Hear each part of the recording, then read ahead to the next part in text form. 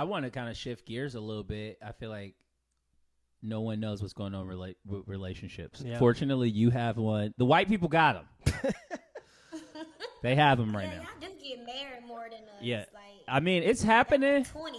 It's happening across the board. So I officiated one wedding in life, and it was his, and it was a white wedding. It was great. It was awesome. It was my favorite wedding, truly. But so one of the things that, you know, people don't know, like we all met before, the three of us at least, and we were just kind of getting into some conversations.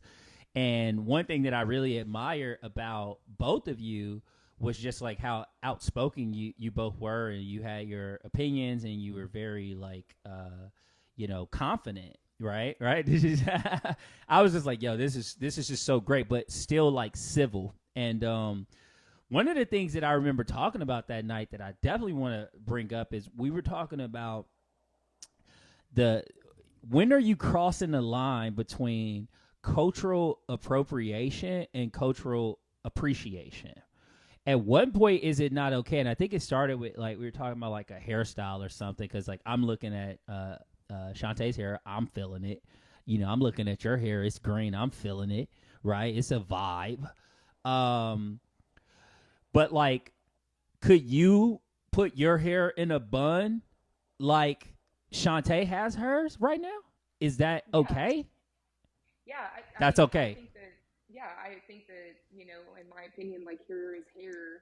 Yes, there are certain styles that came from a certain culture, but in my opinion, I feel like hair's hair. You can style it however you want, you know. So if you, honestly, go ahead. This is like a Chinese bun. So that's the thing, right? And that's one of the things that I've noticed just kind of watching this stuff is it seems like everyone else can get away with these things except white people.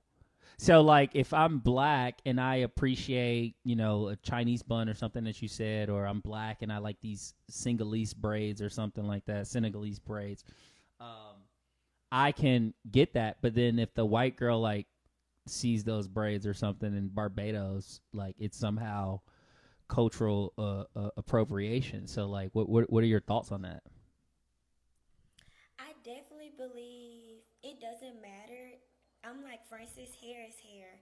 Like, there are some communities in the black people in Africa who has blonde hair and blue eyes. That's a fact. Mm-hmm. So we just can't say, oh, blonde hair is a white girl thing, or straight hair, or curly hair, because all races have either straight, curly, blonde, black, red, and hairstyles. It's just a hairstyle. Yeah.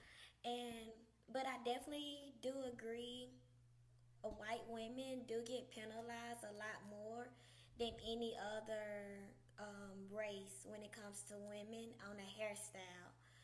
And honestly, I really kind of think some people care and some don't. And the ones who do care and make it a big deal, they're just probably trying to grab something and take something where it can be ours, the black community, because so much have been taken away from us, and we don't get the recognition as also, because there is a lot of time in the white community for white women. They'll take something that we've been doing as little girls all our lives and go throw a bow on it, gentrify it, and want to act like they created it. Like, no, pay homage. Mm-hmm. It's ours. Okay. But it's okay, you wear it, but don't try to own it. Yeah. 100.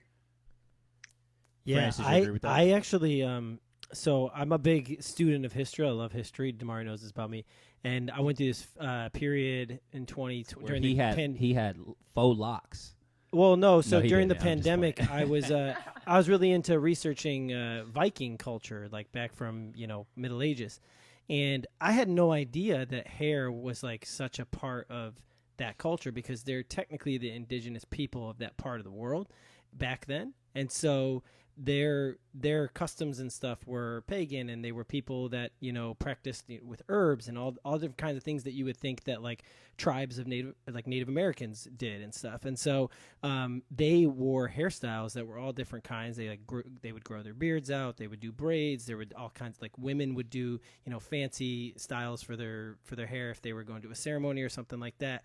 And so I just find it interesting that we've kind of we've lost some of these other kind of cultures, or it is part of it. It's just not like the popular thing anymore. And the popular thing, at least in America, it tends to be black culture. And I think you're right. I think people kind of take from it and then they try to make it as like, this is my thing or whatever. But instead it's, give the respect, pay homage.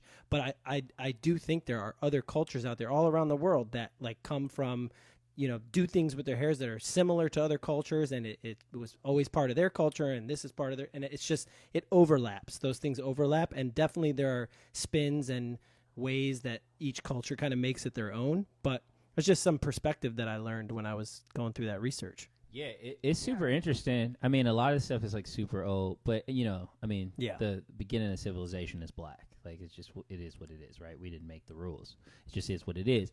But what are your thoughts on, like, okay, so your hair texture is obviously different, Francis, than mine or Shontae's or whatever, and presumably different than Rizzo's, right? He's a little more curly. What do you say to like people who, like white people who maybe want to get like faux locks? Is that acceptable or no?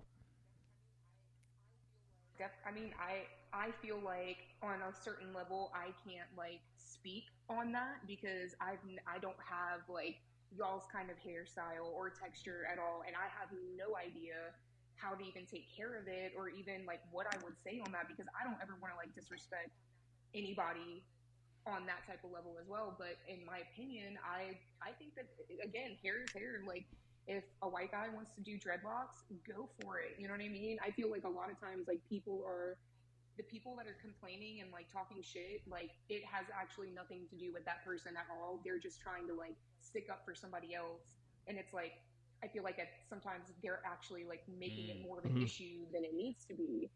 It's like, hey, let people just be people. Like, why do we always have to regulate everything? I feel like everything has to be in a certain like category. Like if you're not under this category, then you're weird or you're different or you're shoot off to the side basically. And it's like, why can't people just be people and do whatever the fuck they want? We're all weird. No one is normal. Yeah. Exactly. Hashtag we're all weird. But like, there's just so much like standard and like so much like labeling, I feel like, and it's like, oh, like if you're white you have to be doing these things, or if you're black you have to be doing these things, and it's like a very like, why can't people can be people, like, totally agree. So like, I mean, one of the things that I'm always fascinated with just in American culture, and we have friends in other countries and stuff, and they have completely different perspectives, is what I've learned over time. But we're obsessed with race here in America, obviously, and for obvious reasons, right? But does the concept of like privilege? I think in Western society we already have privilege that's greater than a lot of other countries, especially developing countries. But like, what are your thoughts on like white privilege? Does it exist, Shontae? Definitely. I honestly don't think it's ever gonna go away. It's like socially constructed into them. Even it doesn't matter how much some white people want to change that about themselves. It's just certain things that they do in life that is white supremacy. And sometimes I feel like you can tell someone and they will change their ways and try to educate their peers. But at times you get people it's like, well, this is who I am. I didn't mean to offend you, but I'm not gonna change. And it's just like, well, if you don't want to make the changes, we're gonna forever be where we at. Slavery wasn't that long ago, like about 200 years ago, and we're still dealing with the same thing. So it's just at a different magnitude, um, probably a little lesser, but technically it's the same. We're still in slavery. We just not being whipped and having to pick cotton. We're being picked over with jobs. We're being discriminated against with police officers. People clutch their purse if a black man or a black woman walk by. But you see the color of my skin, you're intimidated. And I could be the sweetest person ever. You are sweet. So it's just, I don't know. I feel like also like living in like where you and I grew up, like in Louisiana and Mississippi, like that's like Texas is the South, but like Texas, Louisiana, Mississippi are like the deep South, and like I feel like growing up where we, at least where I did, like my grandparents were racist, you know what I mean, but they would never like show it. I could see it every now and then, but like my mom would always be like, look, love who you love, be with who you want to be with, be friends with who you want to be with, as long as they treat you right. Yeah. Like that's all that matters. So she taught me, the right way, but like even that wasn't like a topic that was ever like hugely discussed, I feel like, because I don't know, I just understood that like, hey, look, you just got to be nice to everybody. And like, but seeing the way that people acted towards other people in Louisiana, I feel like, and it's just like, even though I feel like it's primarily like a African American culture down there, you still see racism like out the ass, especially in like older generations, I feel like too. Like, I don't know, it's just absolutely mind blowing because I went over to like Arizona a few times. I feel like up north and over in the West, it's completely different, like just the way that people view like different cultures. And like, I don't know, I feel like there's more of a, like, okay, like this has never really happened over in these parts because of the it's not US, in their you know what I mean? So it's never been like a slavery, discrimination. Yeah, a little bit, but like racism is not really like deep rooted in their soul. That's a South thing. So it's not right, something right. they actually participated in much. They just heard about it or seen it. And some of them turned away because it was too much or they were too scared, but they probably still didn't agree with it. So I think that's why like the west, northern, eastern side, they're kind of like that when you go to those places because it's like everybody cool with everybody. It's What? like peace. I disagree. I disagree. It's like I'm like I've Literally. only been